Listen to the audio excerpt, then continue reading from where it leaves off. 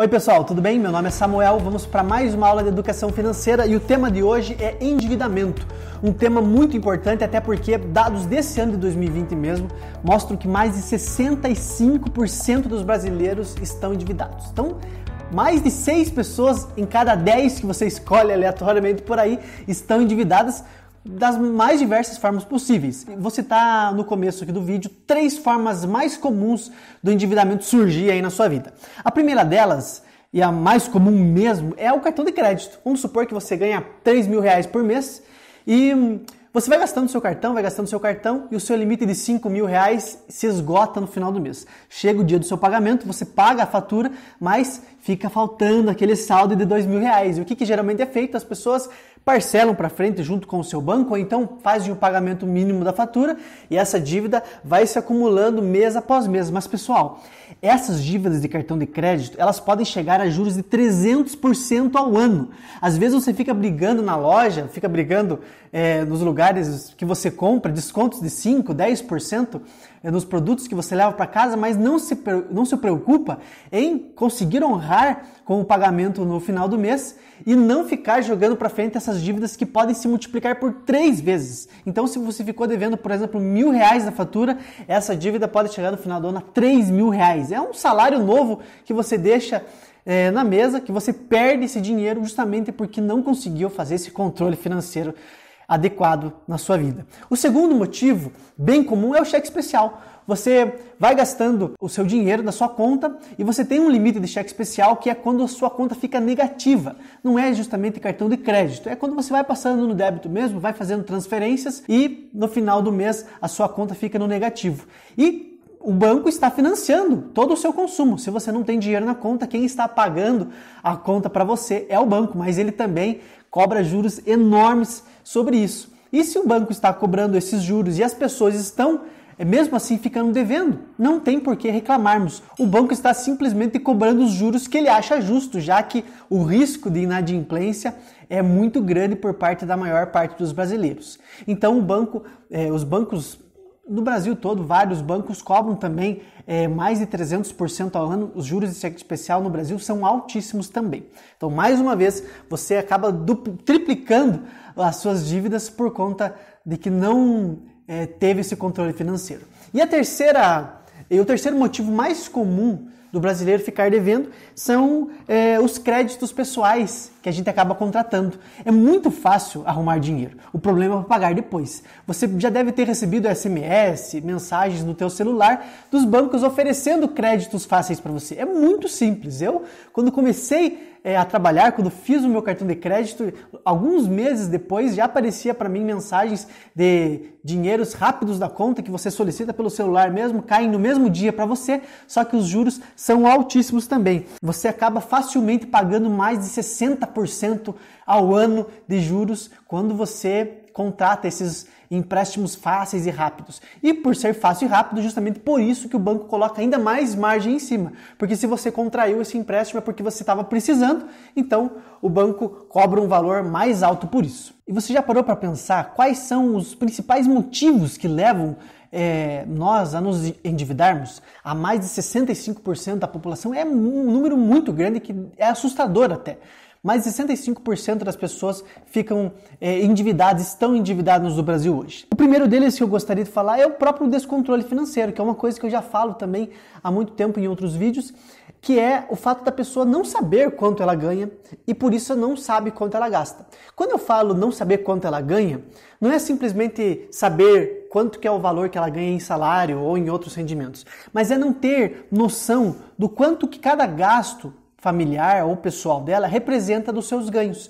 Ela não tem uma planilha minimamente simples que seja, que mostre para ela quantos por cento ela destina, por exemplo, para gastos variáveis, para gastos fixos, para despesas com a casa, despesas com o carro. As pessoas não têm essa disciplina de estabelecerem metas de gastos por mês e por conta disso acabam todos os meses extrapolando os seus gastos e não também ter uma disciplina em estabelecer um percentual fixo para cada classe de despesas que ele tem, tanto na sua família quanto no seu orçamento pessoal mesmo.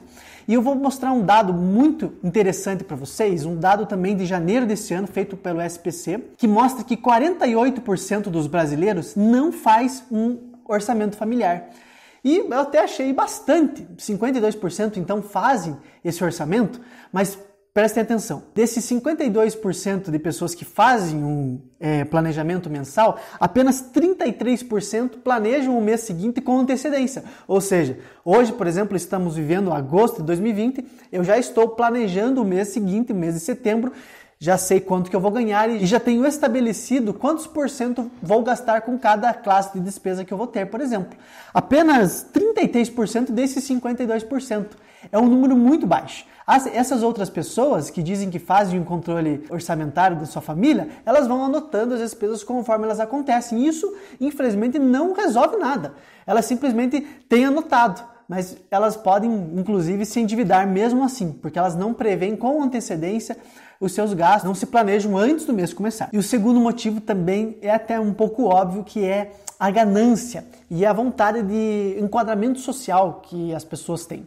Então, muitas vezes as pessoas acabam gastando o que não devem para tentar se parecer com os outros, para tentar mostrar que vive um tipo de vida que não condiz com a realidade financeira dela. E por conta disso, ela vai se atolando nas dívidas, vai aumentando cada vez mais o seu padrão de vida, sem que o seu rendimento acompanhe essa velocidade tremenda que os seus gastos têm.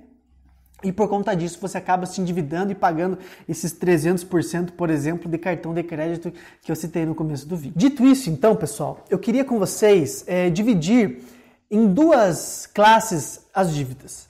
A primeira delas são as dívidas estruturais e a segunda delas, as dívidas corrosivas. O que seriam isso?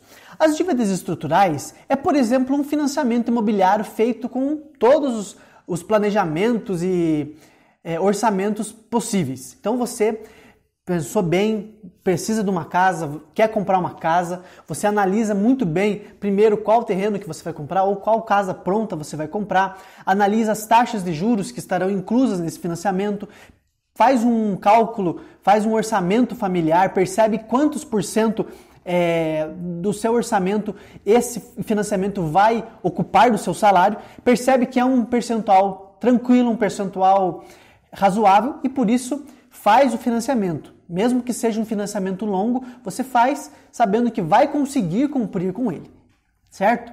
Então esse tipo de financiamento não é um financiamento corrosivo, não é uma dívida corrosiva, é uma coisa estruturada, é um financiamento estruturado, porque você fez com planejamento, fez com base nos seus orçamentos. Então você assume essa dívida, mas sabendo que vai conseguir cumpri-la. Já as dívidas corrosivas são dívidas que corroem mesmo os seus rendimentos. Como eu falei no começo do vídeo, são dívidas que corroem o teu patrimônio, que vão se multiplicando por 2, por 3, por 4 vezes, porque você não tem nenhum controle sobre elas. São dívidas que acontecem devido aos gastos excessivos, ao consumo desenfreado, e por isso você vai vendo o seu patrimônio derreter pelas mãos, como um gelo, porque você não tem controle sobre essas dívidas. Elas vão consumindo o teu patrimônio sem que você perceba. Beleza, pessoal? E eu não poderia terminar esse vídeo sem, então, dar um passo a passo que eu sugiro, mas que você pode fazer da forma que você achar melhor, um passo a passo para te ajudar a quitar essas dívidas que vão derretendo os seus rendimentos, os seus salários, o seu patrimônio. Então, primeiro passo para quitar uma dívida seria identificar as dívidas. Muitas pessoas, por incrível que pareça, mesmo com esses juros abusivos, esses juros altos que os bancos cobram em cima do cartão de crédito, do cheque especial, mesmo esses juros sendo tão altos, as pessoas não sabem quanto elas estão pagando de juros, não sabem quanto elas devem, não sabem em quais bancos elas devem, simplesmente é uma bagunça. Então, por isso, em primeiro lugar, identifique quais são as origens do teu endividamento. E depois que você identificar, você tem agora as ferramentas, as informações necessárias para chegar até o seu credor e negociar a dívida.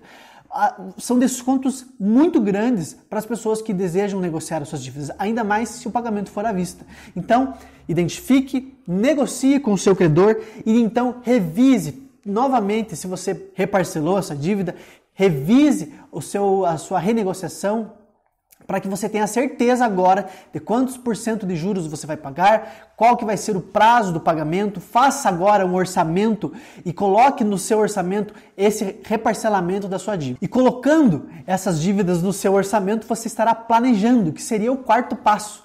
O planejamento é muito importante para que essa dívida não se torne outras dívidas no futuro, para que você realmente tenha a certeza de que vai conseguir cumprir a sua dívida. Não reparcele crendo que você vai aumentar, por exemplo, os seus rendimentos e vai conseguir pagar, mas faça isso com um percentual do seu salário que você consiga cumprir, que não haja o risco de você não pagar essa renegociação que você fez. O quinto passo seria manter esse controle.